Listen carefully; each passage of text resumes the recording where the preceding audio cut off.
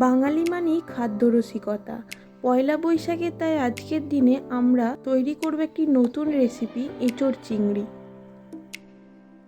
প্রথমে আমি এঁচোড় আর আলুটাকে কেটে পরিমাণ মতো জল দিয়ে তাতে অল্প একটু হলুদ আর নুন দিয়ে সেদ্ধ করতে দিলাম।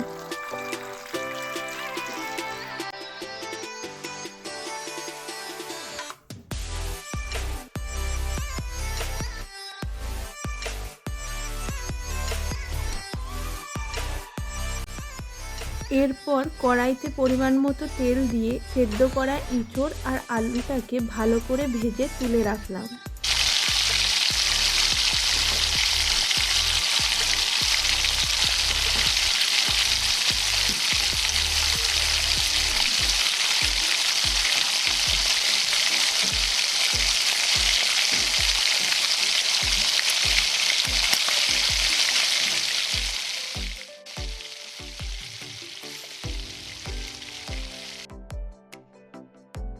এরপর ওই কড়াইতেই অল্প একটু তেল দিয়ে তাতে নুন হলুদ মাখানো চিংড়ি মাছগুলো দিয়ে ভেজে নিলাম।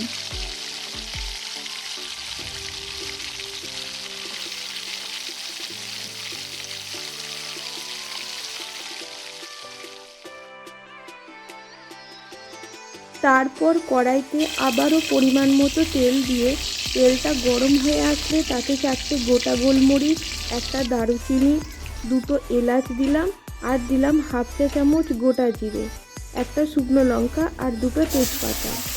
ভালো করে নেড়ে চেড়ে এর মধ্যে আগে থেকে বেটে রাখা পেঁয়াজ বাটাটা দিলাম।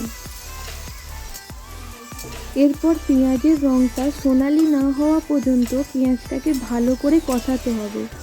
এরপর আগে থেকে বেটে রাখা আদা বাটাটা এর মধ্যে দিয়ে দিলাম।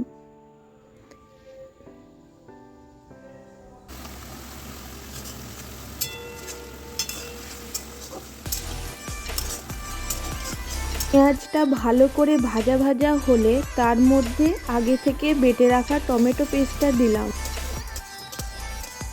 এরপর ভালো করে জলটা টেনে না আসা পর্যন্ত ভাজতে হবে। এরপর দিলাম 1 চামচ হলুদ গুঁড়ো, 1 চামচ ধনে গুঁড়ো, 1 চামচ জিরে গুঁড়ো আর হাফ চা চামচ শুকনো লঙ্কা গুঁড়ো।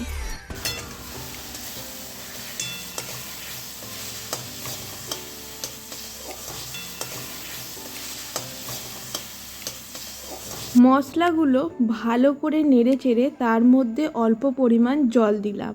তেল না ছাড়া পর্যন্ত মশলাটাকে ভালো করে কষাতে হবে। এরপর এর মধ্যে ভেজে রাখা এঁচোড় আর আলুটা দিয়ে ভালো করে নেড়ে চেড়ে পরিমাণ মতো জল দিয়ে ফুটতে দিলাম।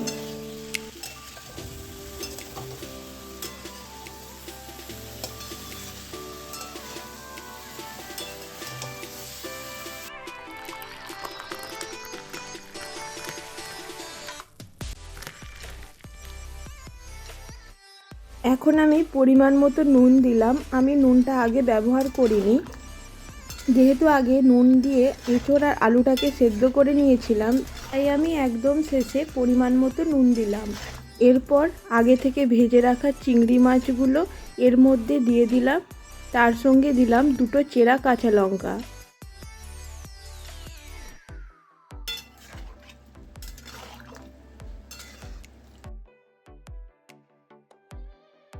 এরপর ঢাকনা চাপা দিয়ে কিছুক্ষণ ফুটতে দিলাম।